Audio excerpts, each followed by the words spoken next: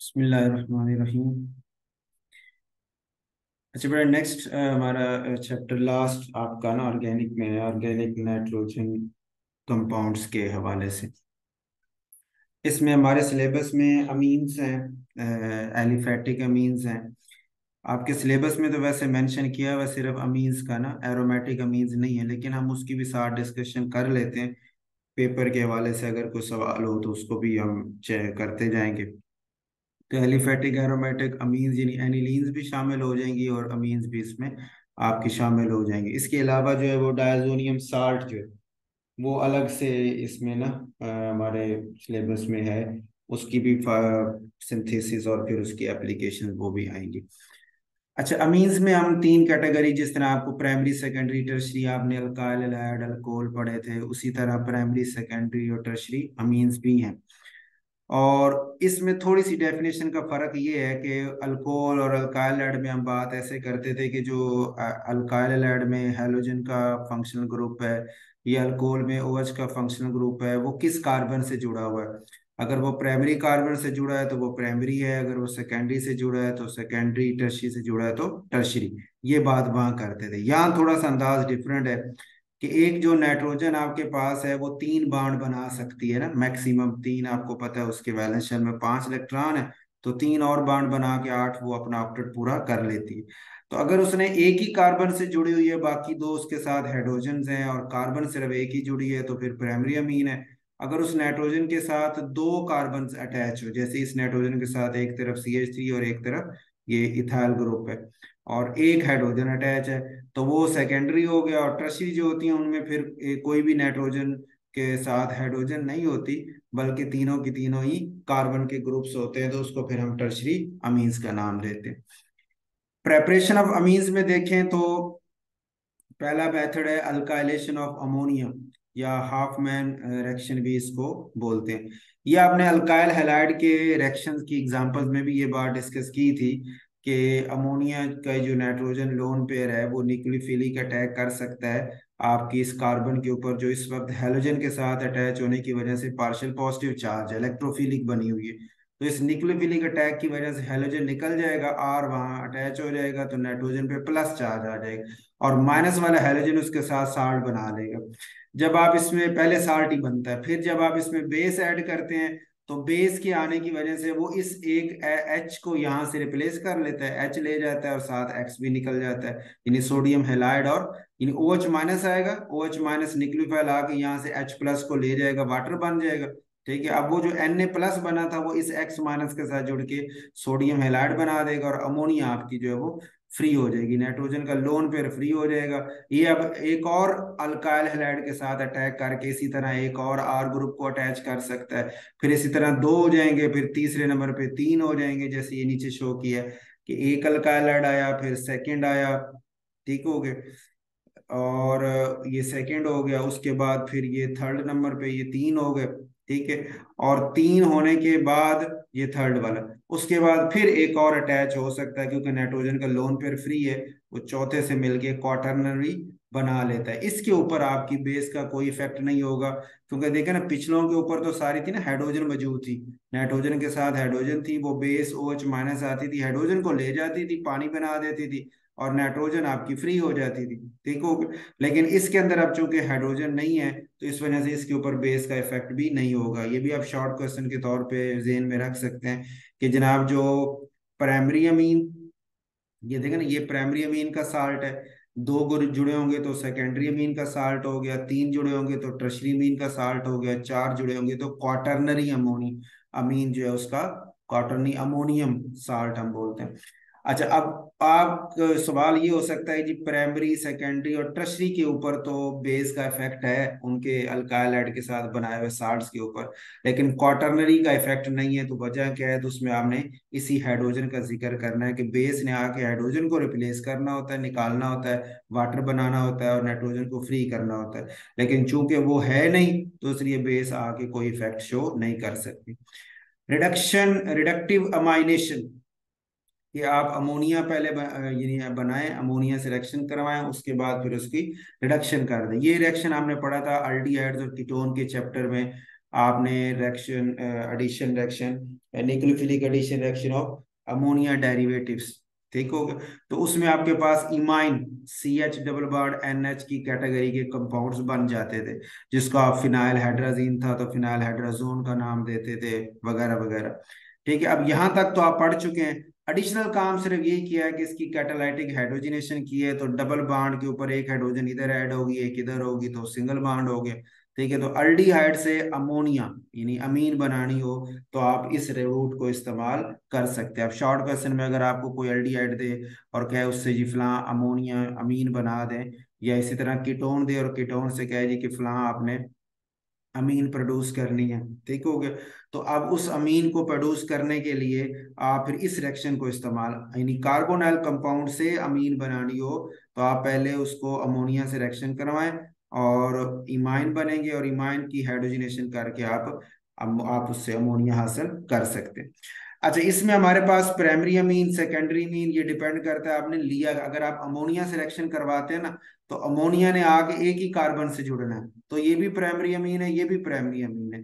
ठीक है, इसमें आप ये नहीं आप कह सकते कि सर नाइट्रोजन तो सेकेंडरी, ये जो कार्बन आगे दो से जुड़ी ना तो ये सेकेंडरी कार्बन है, ये CH, तो सेकेंडरी कार्बन की वजह से इसे सेकेंडरी अमीन कहेंगे। नहीं, इसकी डेफिनेशन अभी हमने की कि नाइट्रोजन से अगर दो कार्बन जुड़ी हुई है तो वो सेकेंडरी अमीन है। अब नाइट्रोजन तो एक ही कार्बन से जुड़ी है ना, वो आगे जितनी मर्जी से जुड़ी हो तो आपकी अमीन ये प्राइमरी कैटेगरी ही बनेगी। तो जनरल आप कह सकते हैं कि सर अमोनिया के साथ रिएक्शन करवाएंगे तो प्राइमरी अमीन ही मिलेगी, और अगर आप एक प्राइमरी अमीन से करवाएंगे, जैसे ये R एक पहले ही जुड़ा हुआ है, तो फिर आपको सेकेंडरी अमीन मिलेगी, और अगर आप एक सेकेंडरी अमीन से रिएक्शन करवाएंगे तो आपको फिर एक टर्शरी अमीन मिलेगी। ठीक है, ये MCQ के तौर पे भी ध्यान में रखना है। अच्छा, असाइलेशन रिडक्शन, इसका मतलब पहले आप असाइल ग्रुप आके इसके ऊपर अटैच करें। असाइल हम ग्रुप किसे कहते हैं? आर और कार्बोनाइल, ये आपने फ्रीडल का अल्काइलेशन असाइलेशन एक्शन भी पढ़ा हुआ है। तो ये असाइल हेलाइड है ये वाला, तो इस ग्रुप को अल्काइल और साथ कार्बोनाइल, इसको हम असाइल जर्नल बोलते हैं। तो अमोनिया नाइट्रोजन का लोन पेयर इस कार्बोनाइल इलेक्ट्रोफिलिक सेंटर पे अटैक करके हैलोजन को वहां से रिप्लेस कर देता है, और इसकी हाइड्रोजन वो क्लोरीन लेके HCl बना देती है, आपके पास अमाइड बन के आ जाता है। ये रिएक्शन आपने असाइल हैलाइड की वो डेरिवेटिव्स ऑफ कार्बोक्सिलिक एसिड में भी ये रिएक्शन हमने डिस्कस किया था। अच्छा, अब ये अमाइड बन गया, तो अमाइड के बाद आप उसकी हाइड्रोजनेशन करेंगे, तो हाइड्रोजनेशन करने से अब ये डबल बॉन्ड सिंगल हो जाएगा, यहाँ OH बन जाएगा और यहाँ H हो जाएगा। ठीक है, फिर उसमें से वाटर निकलता है, फिर हाइड्रोजन ऐड होती है। इन इसको मैं आपको शो, दो तीन स्टेप इसके उसने मिस किए हैं। मतलब आपके पास देखे ना, ये अमाइड आ गया, ये आपके पास R ग्रुप है, ठीक है, ये आपके पास कार्बन है, ऑक्सीजन है, और ये उसके साथ आपके पास नाइट्रोजन। ठीक है, ये अमाइड बना हुआ था। अब जब आपने इसकी फर्स्ट स्टेप में इसमें हाइड्रोजनेशन की है, तो हाइड्रोजनेशन होने के बाद अगला जो प्रोडक्ट आपका बनता है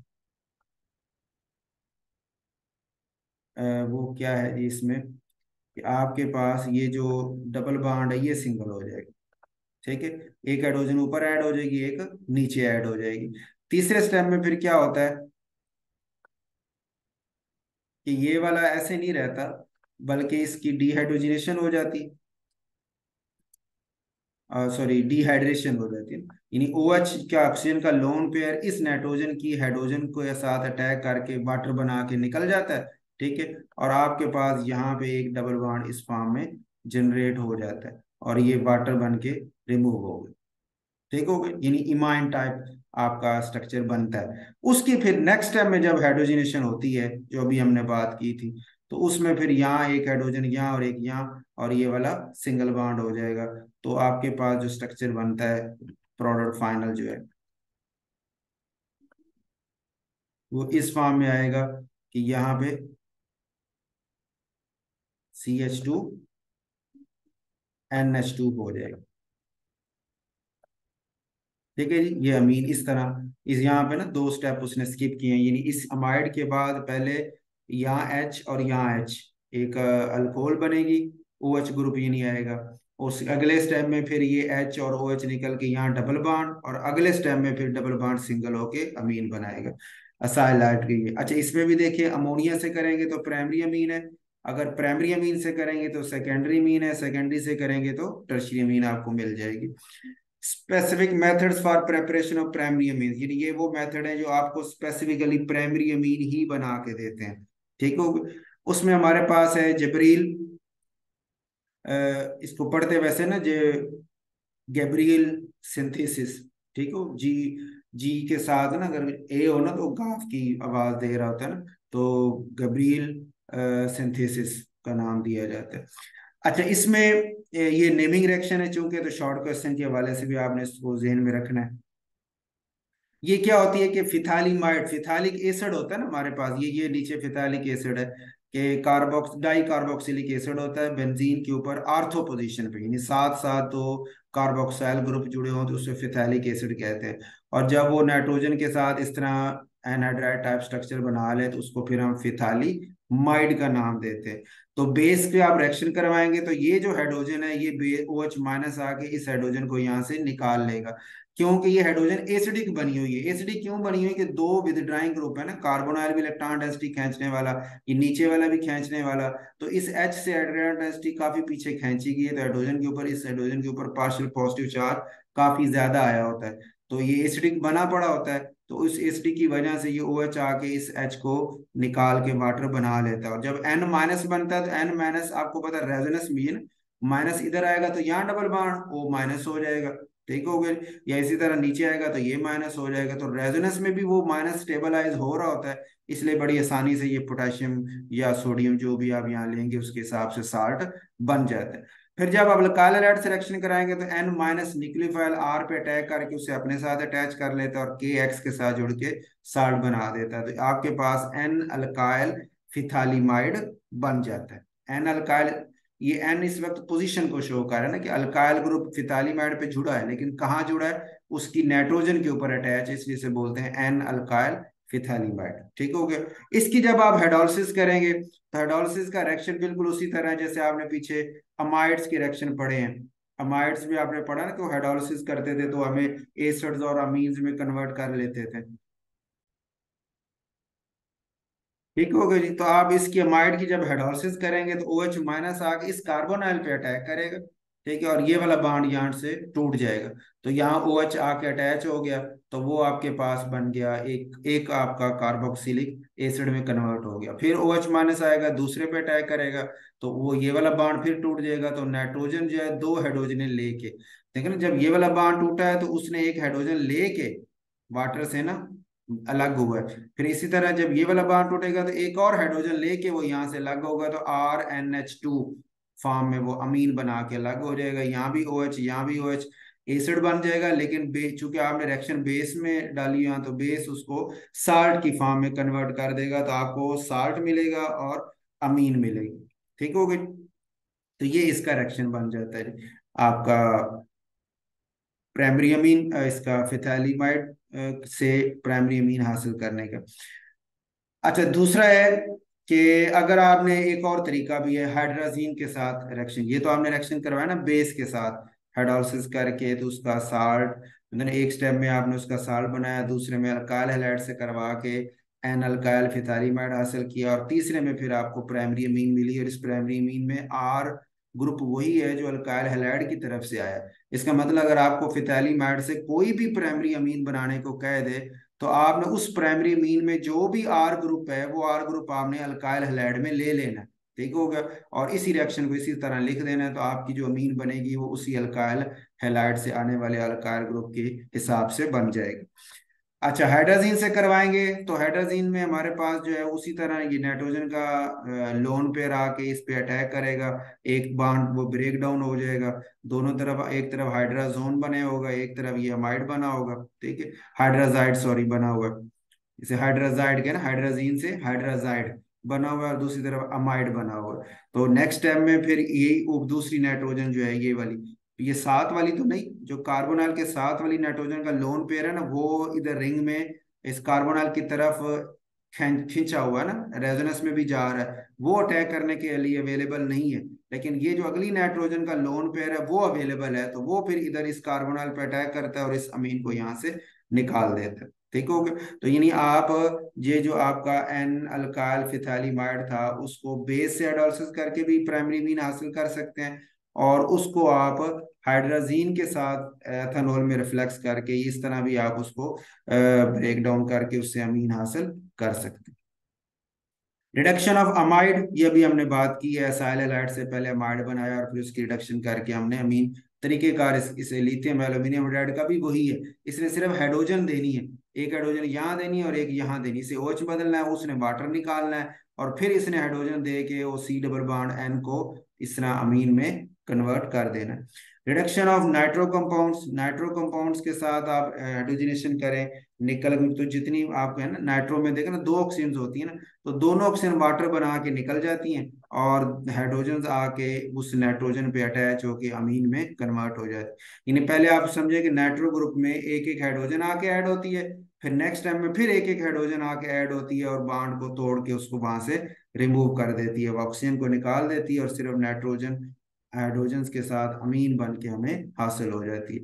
ये हम कैटालाइटिक हाइड्रोजनेशन है, निकल कैटलिस्ट ले लें या आयरन और HCl लेके भी, ये भी आपको पता है फेरिक क्लोराइड और नेसेंट हाइड्रोजन प्रोड्यूस होगी।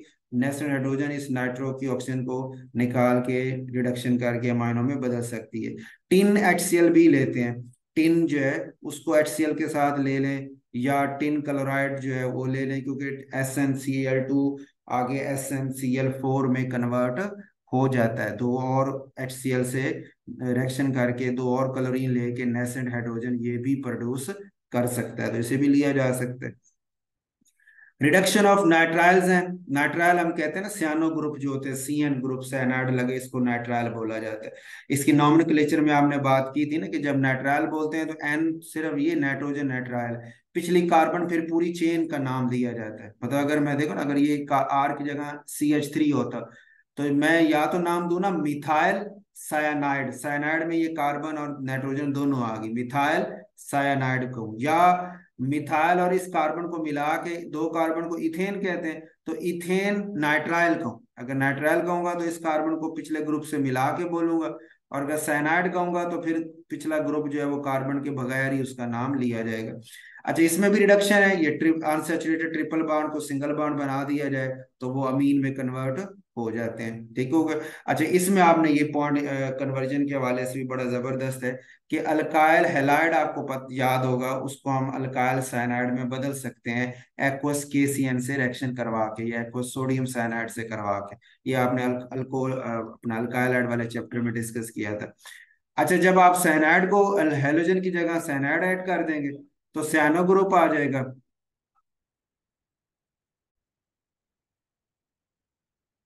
ठीक होगा। तो अब आपके पास अगर कन्वर्जन हो, कन्वर्जन पूछी जाए कि जनाब अल्केन दे दी जाए और अल्केन से कहा जाए कि ये फलां आपने अमीन बनानी है, ठीक होगा। मतलब मिथाइल अगर दे दिया जाए, मीथेन दे दिया जाए और मीथेन से आपको कहेगा एक कार्बन बढ़ा के अमीन आपको मिलती है ना, जितनी आप वहां शुरू में लेंगे कार्बन उससे एक कार्बन बढ़ के अमीन आपको मिलेगी।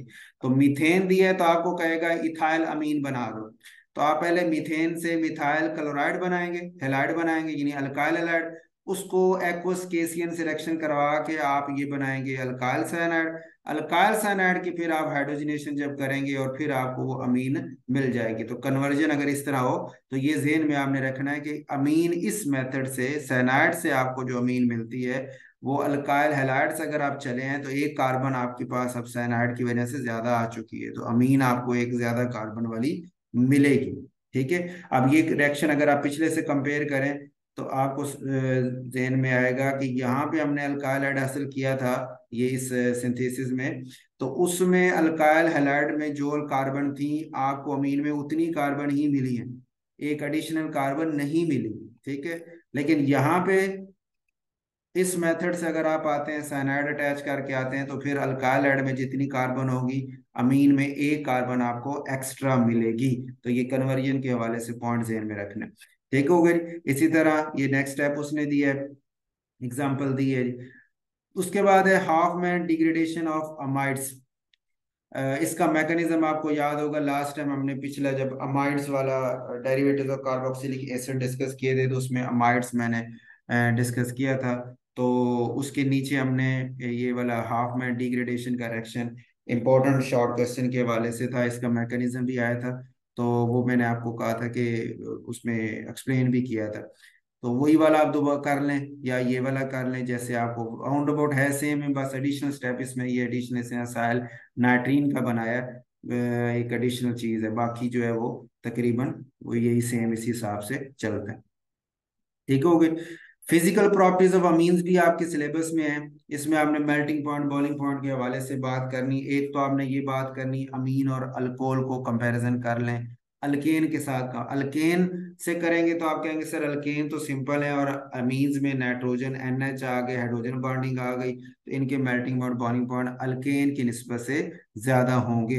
लेकिन जब अल्कोहल से कंपेयर करते हैं तो अल्कोहल जो है उसका आपको पता है वो ज्यादा स्ट्रॉन्ग हाइड्रोजन बॉन्ड होते हैं वो ऑक्सीजन की वजह से बनिस्बत नाइट्रोजन की वजह, इसलिए अल्कोहल्स के जो मेल्टिंग पॉइंट है वो अमीन्स की निस्बत से ज्यादा होते हैं।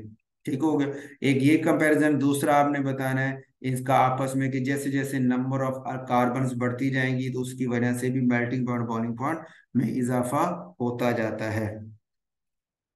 बेसिसिटी और न्यूक्लियोफिलिसिटी दो टर्म्स हैं। यहाँ पे इसने बेसिसिटी की बात की है, अमीन्स की basis, very important short question है अमीन्स का। ये आपने उधर भी डिस्कस किया हुआ है बेसिक कंसेप्ट्स के चैप्टर में भी, आपने इंडक्टिव फैक्ट और रेजोनेंस फैक्ट को सामने रखते हुए अमीन्स की बेसिसिटी को एक्सप्लेन किया हुआ है। एसिडिटी भी एक्सप्लेन की थी, एसिड वगैरह की, फिनोल की, और इसी तरह अमीन्स की भी आ जाती।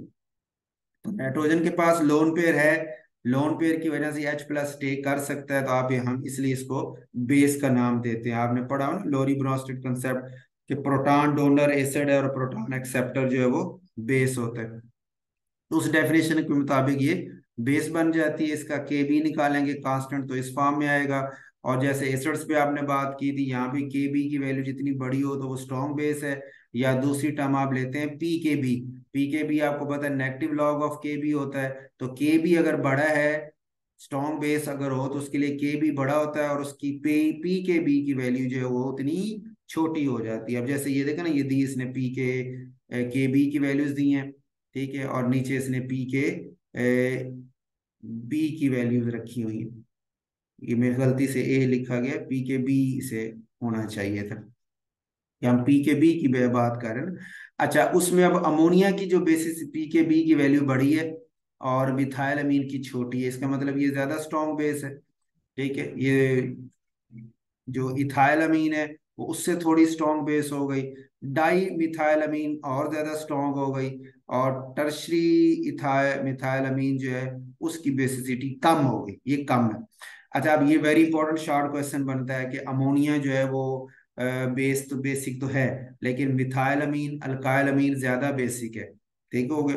और जो यानी प्राइमरी अमीन ज्यादा बेसिक होगी, सेकेंडरी अमीन उससे भी ज्यादा होगी, जो टर्शियरी अमीन है वो उसकी बेसिसिटी कम हो जाती है। इसकी क्या वजह है? तो हम उसे कहते हैं कि सर बेसिसिटी का ताल्लुक है इस नाइट्रोजन का लोन पेयर कितना अवेलेबल है जो आगे प्रोटॉन वो टेक कर सके।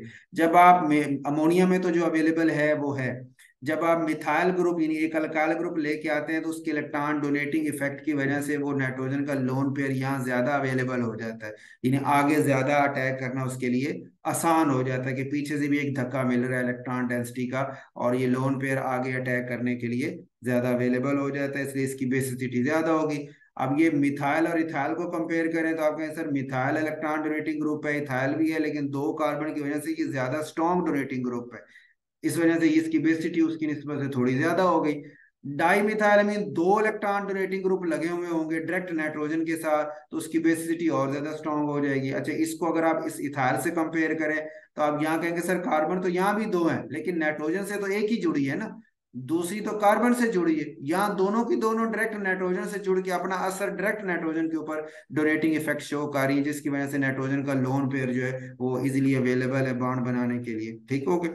अच्छा, जब टर्शियरी अमीन की बारी है तो तीन ग्रुप हो गए, तो अब तो ज्यादा उसको डोनेटिंग इफेक्ट मिल गया और ज्यादा अवेलेबल होना चाहिए, ये बात ठीक है। लेकिन दूसरा मसला ये आया कि वो अवेलेबल तो हो गया लेकिन पानी के अंदर इतने ज्यादा नॉन पोलर ग्रुप्स लगने की वजह से इसकी सॉल्युबिलिटी कम हो गई है, जिसकी वजह से ये अब जब सॉल्युबल नहीं होगा तो आगे प्रोटॉन टेक करने वाला ही नहीं बनेगा, तो इसकी बेसिसिटी कम हो जाएगी। ठीक हो गया। तो ये आपने इंपॉर्टेंट शॉर्ट क्वेश्चन रखना है कि अमोनिया से प्राइमरी अमीन ज्यादा बेसिक है, प्राइमरी से सेकेंडरी ज्यादा बेसिक है, कि इलेक्ट्रॉन डोनेटिंग ग्रुप लगने की वजह से लोन पेयर अवेलेबल ज्यादा हो गया, ज्यादा डोनेशन करने वाला ज्यादा आगे लोन पेयर जो है वो प्रोटॉन के ऊपर अटैक करके उसे लेने वाला बन जाता है।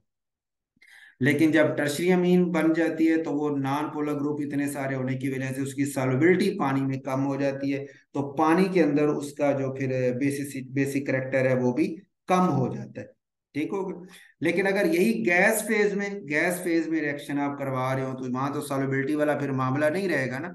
तो वहां फिर ऑर्डर आपका यही चलेगा कि मिथाइल से प्राइमरी ज्यादा स्ट्रॉन्ग, प्राइमरी से सेकेंडरी, और सेकेंडरी से टर्शरी ज्यादा स्ट्रॉन्ग हो जाता है। ठीक हो गया। इसी चीज को उसने ये नीचे एक्सप्लेन किया था। इफेक्ट ऑफ अल्काइल सब्स्टिट्यूएंट, वही बात जो हमने अभी एक्सप्लेन की है, इलेक्ट्रॉन डोनेटिंग इफेक्ट उनका। तो उस हिसाब से ये देखा ना, यहाँ लिखा ना गैस फेज लिखा हुआ है, ये सेकंड लास्ट लाइन के एंड पे ना गैस फेज में तो यही होगा ना, अमोनिया कम बेस में, जो प्राइमरी अमीन उससे ज्यादा बेसिक, सेकेंडरी उससे ज्यादा बेसिक, टर्शरी उससे ज्यादा बेसिक। ठीक है।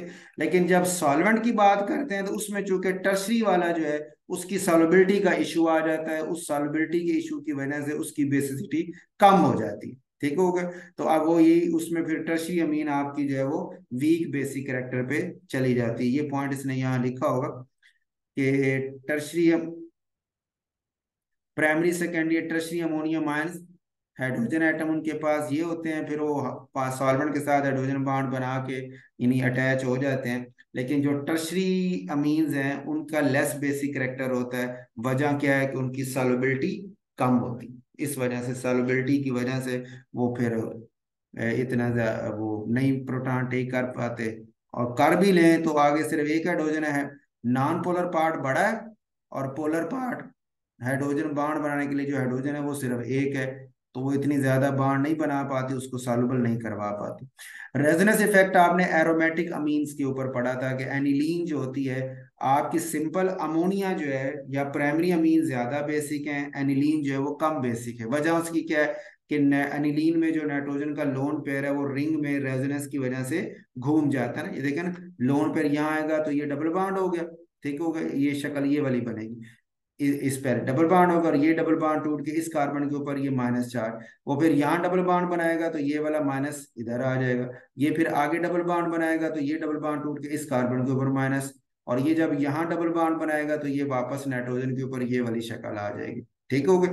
तो ये रेजोनेंट स्ट्रक्चर। अब रेजोनेंस में लोन पेयर का रेजोनेंस में जाने का मतलब कि नाइट्रोजन के ऊपर वो अवेलेबल नहीं है, और नाइट्रोजन के ऊपर जब अवेलेबल नहीं है तो वो प्रोटॉन कैसे टेक करे, इसलिए उसका बेसिक करेक्टर कम हो जाता है। और आम जो एलिफेटिक अमीन्स हैं उसमें तो नाइट्रोजन के ऊपर ही लोन पे रहता है, वो कहीं भी रेजोनेंस में नहीं जाता, इस वजह से उनका जो बेसिक करेक्टर है वो एरोमेटिक अमीन जो एनिलीन्स हैं इनकी निस्बत से ज्यादा होता है। ठीक हो गई। ये यहाँ पे यही आपका मेन शॉर्ट क्वेश्चन है कि एरोमेटिक अमीन या एनिलीन जो है वो प्राइमरी अमीन्स या अल्काइल अमीन्स की निस्बत से कम बेसिक है, या अमोनिया की निस्बत से कम बेसिक है, उसकी वजह बता। इफेक्ट ऑफ सब्स्टिट्यूएंट, इसके ऊपर सब्स्टिट्यूएंट अटैच हो तो फिर, तो जैसे आपको याद हो फिनोल वाले में हमने बात की थी कि फिनोल एसिडिक होता है, लेकिन अगर 2,4,6 ट्राई नाइट्रोफिनोल जिसे आप पिक्रिक एसिड कहते हैं, तो वो अगर 3 nitro group electron withdrawing group लग जाए तो उसकी एसिडिटी को और बढ़ा देते हैं। ठीक है। उसी तरह यहाँ पे भी है कि एनिलीन तो है, अगर यहाँ आप इलेक्ट्रॉन विदड्राइंग ग्रुप लगा देंगे तो वो तो इलेक्ट्रॉन डेंसिटी खींचने वाले बन जाएंगे, वो पहले ही रिंग नीचे की तरफ इस लोन पेयर को खींच रहा था, विदड्राइंग लगेंगे तो वो और खींचेंगे, तो आप कहेंगे सर नाइट्रोजन की बेसिक करेक्टर और कम हो जाएगा। ठीक होगा। विदड्राइंग ग्रुप आके इसके लोन पेयर को अपनी तरफ और पुल कर लेंगे तो इसका बेसिक करेक्टर शो करना मुश्किल हो जाएगा।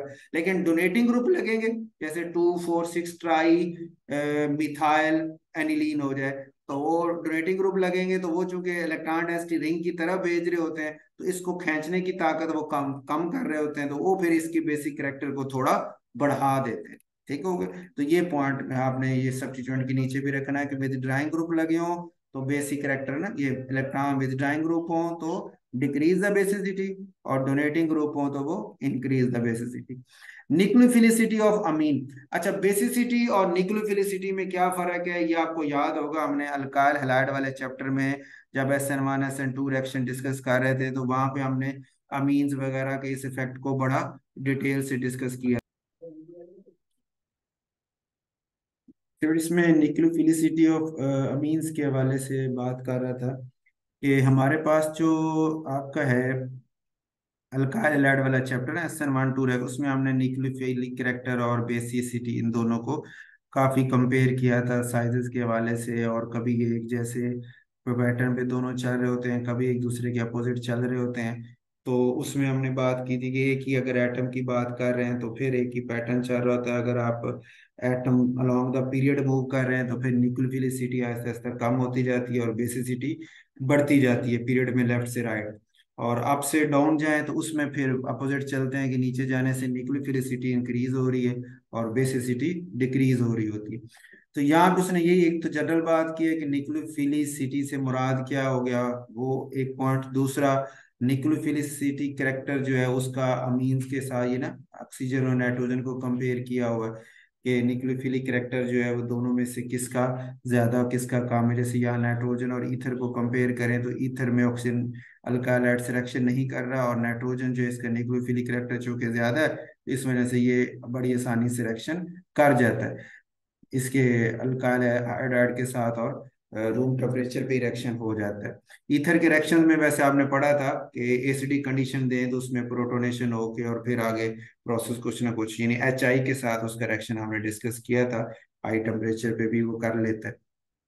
ठीक हो गया।